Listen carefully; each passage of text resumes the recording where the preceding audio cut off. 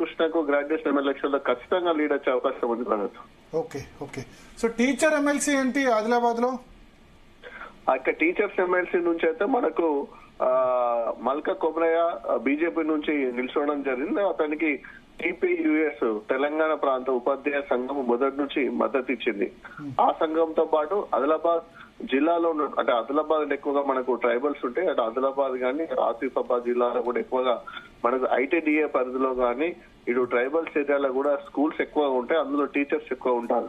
So అంటే ఇది ఎస్టీకి సంబంధించిన ఉపాధ్యాయ సంఘాలు కూడా మల్క కొమరయ్యకు సపోర్ట్ చేయడం జరిగింది. సో దీంతో మనకు ఆదిలాబాద్, నిర్మల్, మనకు ఇటు ఆసిఫాబాద్ జిల్లాకు వచ్చేసింటే మల్క కొమరయ్యకు ఓట్లు పడే అవకాశం ఉంది. ఇటు మంచిర్యాలకు వచ్చేసిందంటే ఇక్కడ మనకు పిఆర్టీయు టిఎస్ నుంచి రెబల్ గా పోటీ చేసి అటు సిపిఎస్ యూనియన్ నుంచి మద్దతు తీసుకున్నటువంటి ఇన్నారెడ్డి ఉన్నారు. అతనికి ఇటు మంచిర్యాలకు సంబంధించినటువంటి సర్కిల్ ఎక్కువగా ఉంది. అతను ఈ ప్రాంతంలో ఉన్నటువంటి వ్యక్తి గత చాలా రోజుల నుంచి కూడా టీచర్లతోటి యూనియన్ లో చాలా ప్రాముఖ్యంగా ఉన్నాడు. టీచర్లకు సంబంధించినటువంటి సమస్యల పరిష్కారంలో చాలా కొట్లాడిన వ్యక్తి అతను. సో ఇతని ప్రభావం ఇటు ఆసిఫాబాద్, ఇటు మన మంచిర్యాల జిల్లాలో ఉండే అవకాశం ఉంది. ఇక మన మహేందర్ రెడ్డి పిఆర్టీయు టిఎస్ నుంచి అతను పోటీ చేయడం జరిగింది. అఫీషియల్ ఆ యూనియన్ నుంచి పోటీ చేయడం జరిగింది.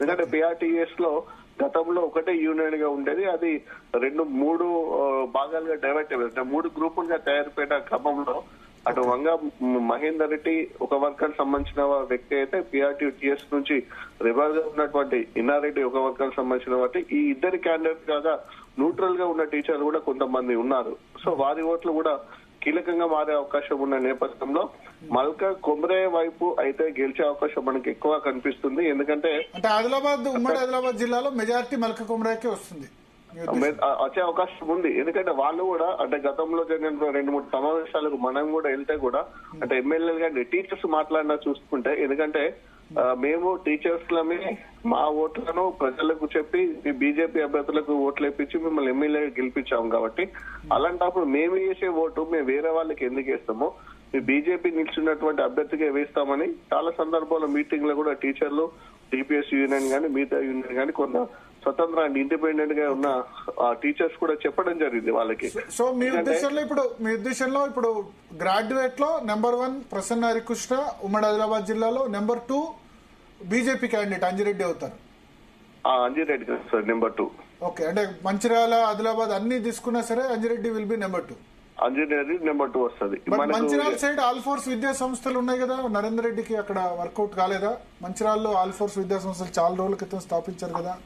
ఆల్ఫోర్స్ సంబంధించిన స్కూల్స్ ఉన్నాయి, ఆల్ఫోర్స్ సంబంధించిన స్కూల్స్ ఉన్నాయి. కానీ నరేందర్ రెడ్డి నుంచి మొదటి నుంచి ఎందుకంటే ఫస్ట్ టైం డిసెంబర్ లో మీటింగ్ పెట్టినప్పుడు కూడా అటు న్యాయవాదులతో గానీ టీచర్స్ తో గానీ ఈవెన్ మీడియా వాళ్ళతో కూడా రకరకాల మీటింగ్స్ పెట్టే సంబంధంలో తను ఒక్కనే అడిగారు, సార్ మీరు చాలా బిజీ ఉంటారు అంటే ఒక ఎడ్యుకేషనలిస్ట్ గా ఒక ఎడ్యుకేషన్ ఇన్స్టిట్యూషన్ చైర్మన్ ఉన్నప్పుడే బిజీ ఉంటారు, మీరు పేరెంట్స్ తోటి కూడా కాంటాక్ట్ కారు, ఫోన్ చేస్తే లిఫ్ట్ చేయరు, సరిగా రెస్పాన్స్ కారు, మీరు ఎమ్మెల్సీ అయితే మీరు ఎలా మాకు అంటే గ్రాడ్యుయేట్స్ కి మీరు ఎలా రెస్పాండ్ అవుతారనే క్రమంలో కష్టంగా ఉంటానని చెప్పి తన బహిరంగంగా ఫోన్ నెంబర్ కూడా ఇవ్వడం జరిగింది.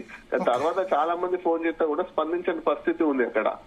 సో అంటే అతను ఎడ్యుకేషనిస్ట్ గా మాత్రమే చూసి తప్ప రాజకీయాలకు వచ్చి ఎమ్మెల్సీగా గెలిస్తే మాకేంటి ఉపయోగము అనే కోణంలో ఇక్కడ ఉన్నటువంటి ఎవరు చూడలేదు. సో ఆ ఎఫెక్ట్ ఇక్కడ పడలేదని మనం ఖచ్చితంగా చెప్పవచ్చు. Thank you Raju Patel.